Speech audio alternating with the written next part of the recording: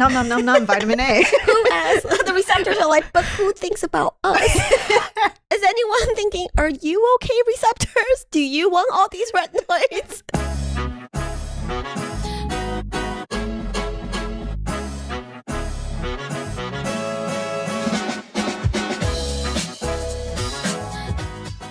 Okay, welcome back, everyone. This is the Chemist Confessions podcast, a human conversations on all the skincare science we talk about. I'm Gloria. I'm Victoria. And this week, our burning question of the week is Retinal with an A better than Retinol? With an O. That was perfect. We didn't rehearse that at all.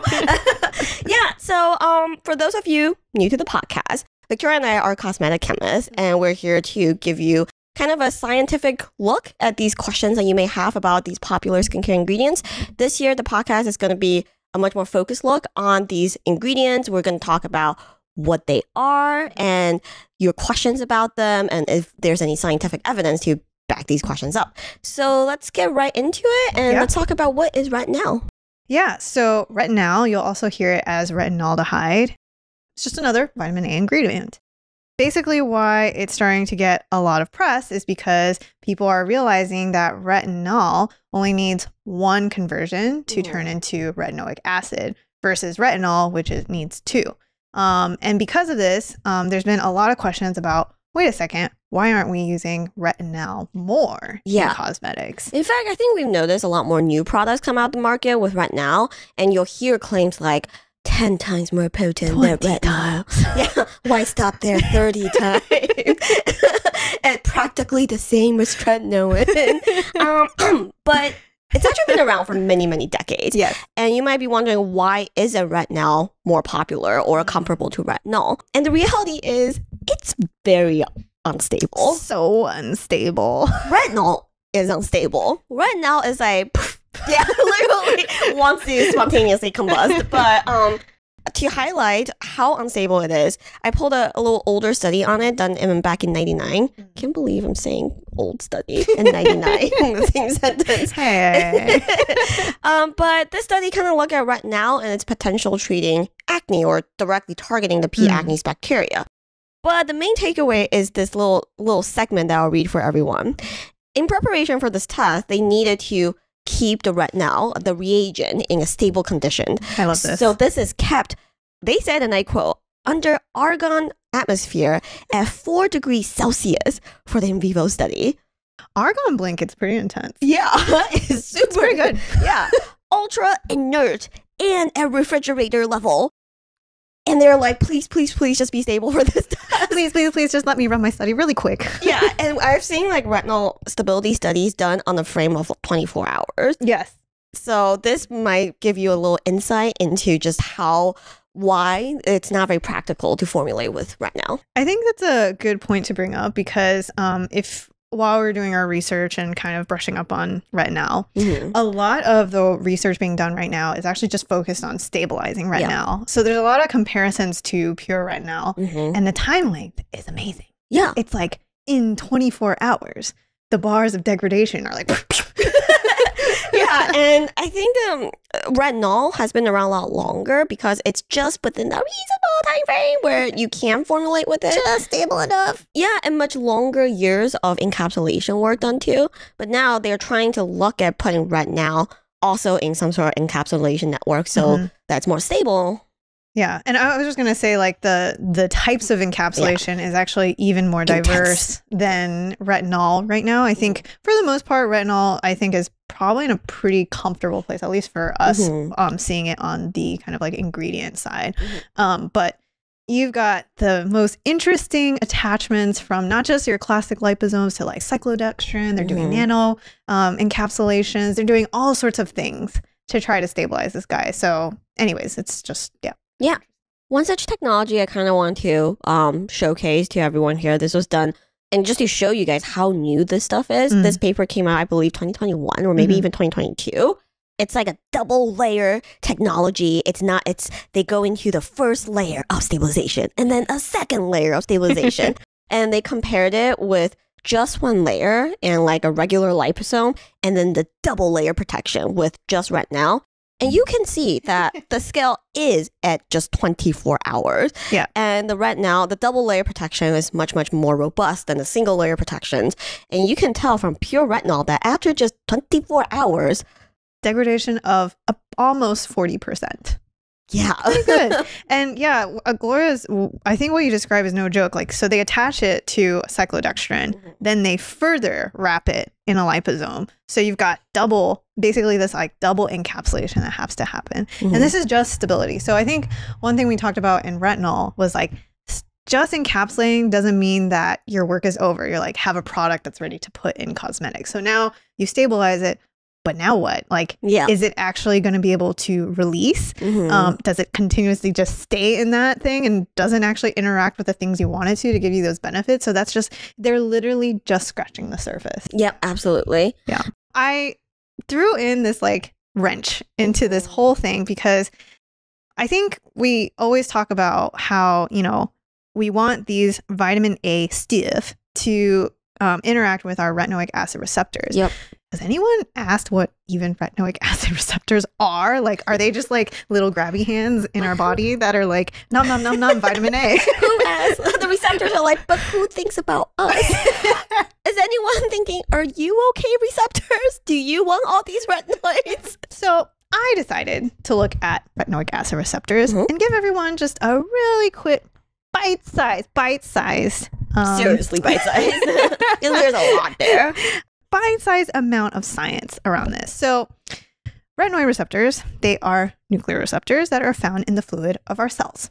And what's interesting is you guys might think that retinoic acid is started in cosmetics, but actually it's been studied because of vitamin A deficiencies. So it actually, because of the receptors, they actually lead to a lot of really important biological functions. So that's from our eyes to our diaphragm, respiratory system. So because of that, they've looked at it for vision growth and development and also the not so great teratogenic effects on pregnant women. Yeah.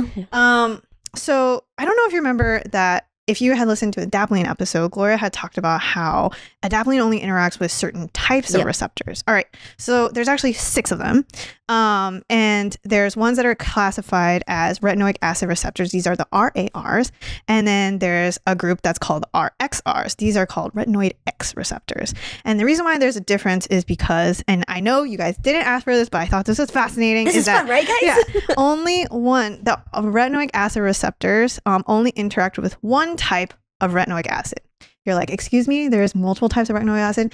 Okay, if any of you took OrChem, you guys will know that there's different, I guess, how do I want to call it? There's different rotations of the same molecule. The geometry of the molecule is slightly different. So one only takes one type, and then the other takes 2 types. And fun fact, all of the tretinoin you guys get is the trans retinoic acid. That's why sometimes you'll hear all trans or trans retinol in the description as well. Exactly. And so I guess the point of me sharing this is saying that, you know, I think in cosmetics, we always talk about it and we always feel like, oh, this is strictly targeted to skin. It's not. It's actually so important that they've done a lot of really kind of sad animal studies to understand the mechanism. Some of them are actually for survival. Like these receptors are for our bodies to keep functioning. So just keep that in mind. If you've always like, you hear it, you don't know where it is in your body. Now you know it's in all of your cells and there's different types and it's actually quite important. So that's it. Yeah. So that's a little fun blip. And that's kind of the rundown of where we are in terms of, okay, now that we've gone retinol to a more stable place, that's part of the reason why you're starting to see these in products. So after this little break, we'll dive right into the $1 million question. Is it better than retinol? Ooh. Looking for a moisturizer that does it all? Check out our Mr. Reliable. We pack clinically tested, barrier-loving actives like ceramides, lactobacillus, and silymarin all into a lightweight, layerable texture that works well with all skin types. Yep, I have really dry skin, but I actually really hate the idea that a lot of brands out there seems to think that we really like that thick, gunky, greasy night cream, super noisy texture. Yeah, I would love a lightweight gel that just, you know, feels good and does the job. And we really feel like as formulators, moisturizers don't have to be like that to work well. Mr. Reliable for me is the perfect texture to layer while still letting my skin feel like skin. So really, superior barrier care just doesn't have to feel gross. So for all of our podcast listeners, please check it out and use the code CCPodcast2024 for 15% off your first order. All right. So the big $1 million question, is Retinal better than Retinol? You hear this, I feel like I've seen an increasing amount because brands are coming out with more retinol products. Yes. I'm seeing a lot of reels and a lot of clips that says something along the lines of, why would you use retinol when retinol is so much more effective? It's up to 10 times more effective than retinol. It is practically prescription strength, and it's that's a very loaded statement. And to be clear, I think we briefly mentioned in both adapalene and retinol episode that regulation-wise, tretinoin is prescription. Adapalene is at both prescription and OTC levels. Retinol is cosmetic. And let us be clear, retinal is also cosmetic, which means there is no regulated percentage it must be at. It wasn't studied like a drug. So, yeah, let's debunk some of these marketing claims. I feel like it's getting wilder by the day. I just want to preface before Gloria shares all of the data that she found is like, I almost feel like the percentages are not quite dialed in as well. And I think that's like the really hard part here. Yeah, for sure. So the good news for us is that there actually is a comparative study between retinal and retinol. And again, this is super recent. I think this paper came out in 2022. So in this Korean study, they had 23 volunteers, which is tiny. If you remember from our tretinoin and our adapalene studies, those are at a minimum, maybe 40 and then 100, 200 subjects even. So in this study, subjects start the first 4 weeks by applying 0.05% retinol on one side of the face and then 0.05% retinol on the other half of the face. Which is very little. Yes. Remember the retinol episode? The retinol percentage we reference is usually 0.1 to 1%, with most of the tests being done 0.3 and up. Yeah. So this is very, very little retinol, and they're using equal amounts of retinol and retinol. So right off the bat, they are not very confident in this whole retinol being 10 times more effective claim. I think it's tough because it's like you want it, like in good testing practices, 1-to-1 is helpful, but then it's not helpful here because, no one's actually using retinol at 0.05%. So that's tough. Yeah. But then the second half of the test, from week 5 to week 8, they level up to 0.1% of retinol on one side and then 0.1% retinol on the other side. Interesting. Let's dive into the results. Yeah. So after 8-week application, they were actually looking for parameters such as wrinkle depth, where they saw a significant improvement with retinal and retinol, both sides. They did see a significant increase in the retinaldehyde side in dermal density, where they're actually measuring the density of skin. And that's really it. I think the point of this is to say that, for the most part, these generally performed on par and there wasn't really a difference between the two. They did mention that there's really no adverse events with both sides. I guess it's a good initial test. Yeah, exactly. So for us, this is a very, very early study. Like Victoria mentioned in part 1, we haven't dialed in on retinol percentage very well here. So to say, this performs on par with 0.05% retinol, that steps up to 0.1% retinol, super low. We wouldn't expect this level to give super wow results. What was I saying? Yeah, we wouldn't expect this level of retinol to give really dramatic results to begin with, but retinol being theoretically stronger than retinol significantly, this is kind of a wonky test. We'll pull up some of the pictures from results here as well. From their measurements, they like Victoria mentioned, they looked at wrinkle depth, even skin hydration, skin elasticity. Things seem to be trending better. So on the top, you have the dark purple retinal group, and on the bottom, you have the light purple retinol group. They seem to have the same trends, but looking at these charts, you have to really squint and be like, okay, this is. I see a slight increase in the bars. Yeah, I think elasticity is trending up. Wrinkle depth has decreased 0.01 millimeters, which again, like they're using pretty sophisticated instruments that's able to capture this in almost like this beginning of change coming. But I wouldn't expect this level to be perceptible by the users themselves. Yeah, that's a really good point. And that's also why they even we'll show the 3D imaging as well. They have to have that highlight because an expert grader, it's possible they cannot pick up that kind of improvement. Yeah. But I think the point, I'm really glad Gloria found this because one, it's a comparison. One, and two, it's a 1-to-1, which yes, is not helpful in terms of retinol, but it also gives you an idea of, okay, everyone talks about the 10x, 20x, and I think we can say that claim should be further looked into. Probably not super accurate. Aggressive claim. Yeah, exactly. But that's not to say retinol isn't helpful. It's just the degree. Right, exactly. Cool. So like we mentioned, retinal is so new in terms of being looked at in clinical studies, especially these new encapsulated forms. We are not super dialed in on the percentage yet. So there is also a study, also a very new study, done looking at 0.1% retinal versus 0.05% retinal.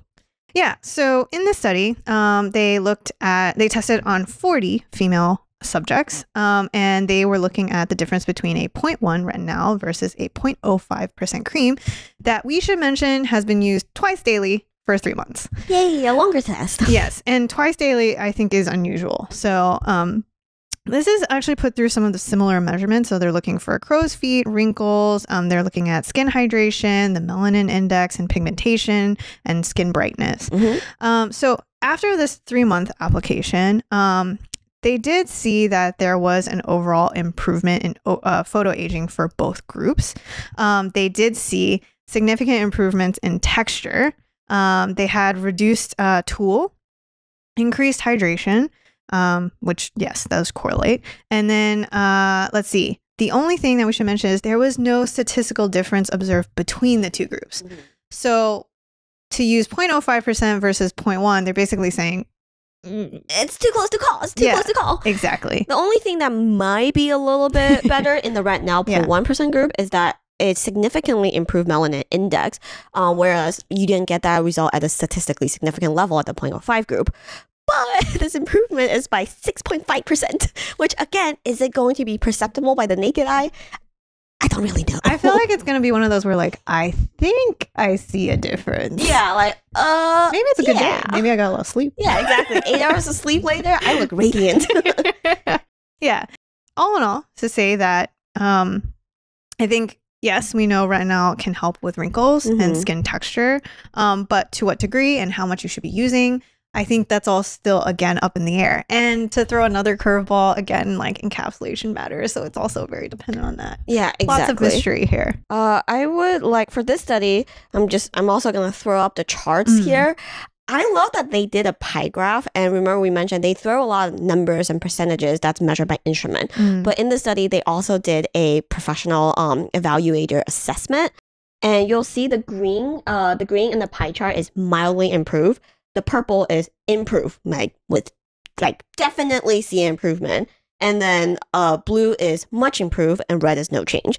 None of the pie graphs have a much improved label to it. A great majority, more than 80%, like 70 to 85% of the people lies in the mildly improved bracket. This just shows you that when an instrument picks up a change that's on the level of 6 to 10% change, you're looking at a little improvement. So I just really want to put this pie chart up there for those of you wondering like what degree of benefits you're looking at. Yeah, that's a really cool find. And I also did like that side by side they had a patient global assessment score. So they had subjects grade themselves. And it's actually quite similar in some ways, although they're probably a little bit more critical in a way because probably the biggest difference is the mild improvement aspect is about 10% lower, 5% lower from the expert grader. But anyways, I thought that was also a cool comparison to see. All right, Gloria, how do we feel about the data? I feel like I am slightly frustrated, just so slightly frustrated with people that claim that retinol is so well studied and it's so much better than retinol. Because honestly, like for every episode, we have to Victoria and I have to pick and choose the available data and show you guys what we think is the most interesting papers. It didn't take us that long to choose the papers because there are only so many and they're all very recent. So ultimately, is retinol interesting, promising? almost as a chemist challenge to encapsulate, stabilize, and deliver benefits. Sure. Yeah. But it's so early. You just can't say that it's better than retinol. Totally. And then, again, I think we've talked about this before, is whenever there's buzz, the industry always tries to run before it can walk. Yeah.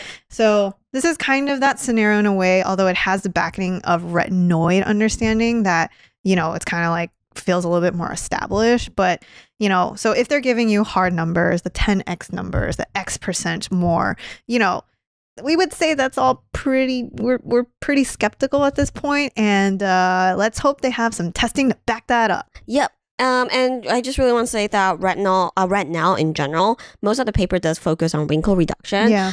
There isn't a lot of papers looking more aggressively, more rigorously with things like hyperpigmentation. So that probably definitely not for those of you looking for that. That's a really good point. All right, we're going to take a really quick break before we get into the product landscape and how to use retinol in your routine. The animal fun fact is back. All right, this week is about the woodpeckers. Oh, snap. These adorable red-headed birds you may have seen aggressively drilling into trees for their afternoon snack. But have you ever wondered why woodpeckers don't get concussions even though they can peck as fast as 20 pecks per second? Never thought that, but sure, yes. It turns out... Why don't they get constant concussion? Why, that's a great question, Victoria. It turns out woodpeckers are packed with safety cushions in their biology, from an inner eyelid that holds their eyeballs in place to spongy bones that can absorb more shock, and a really long tongue. It is so long. I've always known that they have a long tongue. I used to think it's just to get to the bugs in the trees, but when it pulls back, it wraps around their brain. That image is so foul. Yes, it is. It's like It really literally is that. Their tongue can be as long as a third of their body length and wrap around their brains to help cushion the blow. In fact, researchers are still looking at woodpecker biology to help inspire future generations of shock-absorbing equipment. very cool. Thank you, guys. You're welcome. Fun fact, if you guys win trivia because of us, let us know. Yep. So check out Google woodpecker tongues if you're curious. That's it. Tongues that wrap brains. It's quite an image. Stuff of nightmares. Yep. Thanks, Gloria. You're welcome.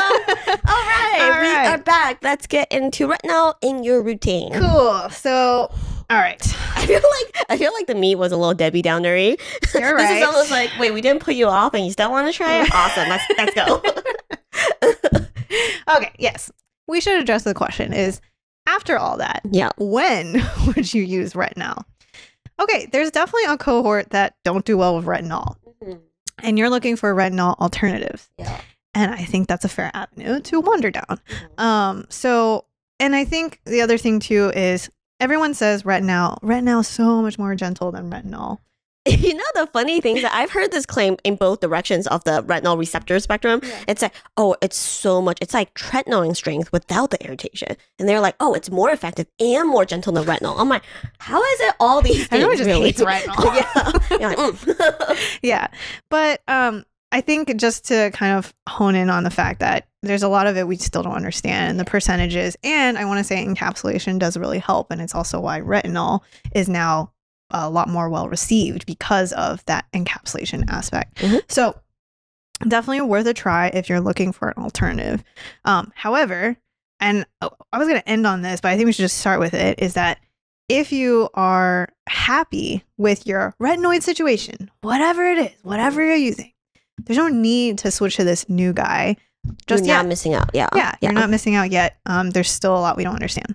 Okay, so with that, let's talk about when you go shop for retinol. First of all, what percentage to target? Okay, so with the available data set, we'll say at least 0.05. Mm-hmm. That seems to be the starting point for a lot of researchers. But again, based on the data that we're seeing, 0.05 is really mild. And in terms of efficacy, it might be claimed like 10x. So you might think of it as a 0.5% retinol, but we would say that this is probably equivalent to a 0.1% retinol max. Probably. Yeah.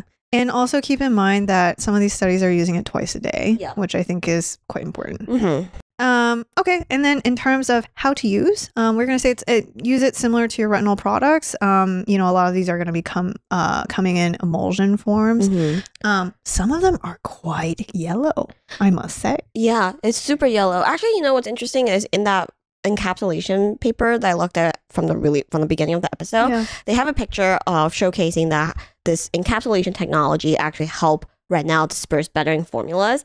And the concoction is this sweater yellow, this mustardy, very, very Laura bright stands in yellow. solidarity with retinoids right now. And you guys are wondering why the hell I wore this color. It's for retinol. It's a great color. Yeah, so a lot of them are this yellow, creamy thingy. I also find it funny your coffee cup. She's like really in the mood. I'm just diving in. I'm all in. Yeah, so you're going to want to use it after your serums and before your oils and balms. And I think one thing we want to add is we did try to scour the retinol landscape as of now. And I think we've already given you, what percentage to aim for. 0.05 to 0.1%, probably a good starting point. If you find any clinicals, I would go with that. Peach and Lily, they have a 0.1% retinol, and they did do a clinical. We won't go through the results, but I just want to point you in. We'll give you a couple products to kind of give you an idea of the space. So that would be one you can look at their claims. In terms of the space, you have Naturium, who offers actually a 0.05 and a 0.1% retinaldehyde, which I think is very cool. Try the 0.05%, especially if you have sensitive, dry, or just like haven't had a really good experience with retinoids in general. e.l.f. also has a retinal, but weirdly enough, it's blended. So it comes with a 0.06% retinal with a 1% gram active retinoid. I gotta be honest, I'm not into blends with retinaldehyde just yet. Me too. I think I agree with that. I also feel like with retinoids in general, when we are seeing a lot more blends of different retinoids, especially these new age ones, I just feel like it's a very non-committal way of like buying insurance policy. It's like one of these retinoids gotta do something. Let's see something. Yeah, that's a good point. And then finally, You to the People, they do offer a 0.15% retinol, which is the highest on the list. Yes. And funny enough, one of our friends at Taryn Versing 5926, she actually happened to ask if we were going to talk about retinol. We got you. And wanted to know, they're actually in between choosing retinols. They're trying to figure out if they should move from their 0.1% retinaldehyde by Naturium to the 0.15% stabilized retinol plus niacinamide serum by You to the People. I think, so first of all, as we mentioned in this episode, your retinol has to be encapsulated. There is just no way that naked retinol is going to survive. And the thing is, that kind of technology is usually pretty proprietary. What type of encapsulation they're using, you just can't really tell based on just the ingredient list. Even for us, sometimes there are some telltale signs, sometimes it can be hard to pick up. Yeah. And I think I would want to ask also, like, skin concern wise, what's your goal? Yeah. Like Laura mentioned before, right now, a lot of the data we see is really good outlook for wrinkles, skin resurfacing and texture. That all seems to be pretty good. Hyperpigmentation, we haven't seen enough data yet, and that might come out in the future. But think about your goals. And then if you're wanting to upgrade because you'd like to add some oomph to the results, maybe that's worth a try. Or you could look at a retinol. Yes. But between these two products, we have the ingredient list pulled. We'll put that up real fast. One of the things that kind of jump out to me is that we pulled both of these ingredient lists. They have relatively similar levels to it. We see a lot more supporting cast around the You to the People formula. It does come with 5% niacinamide, which could help with that brightening aspect that retinol may or may not be super helpful for. It also has the classic ceramide blend somewhere in there. It's a pretty nourishing formula all around.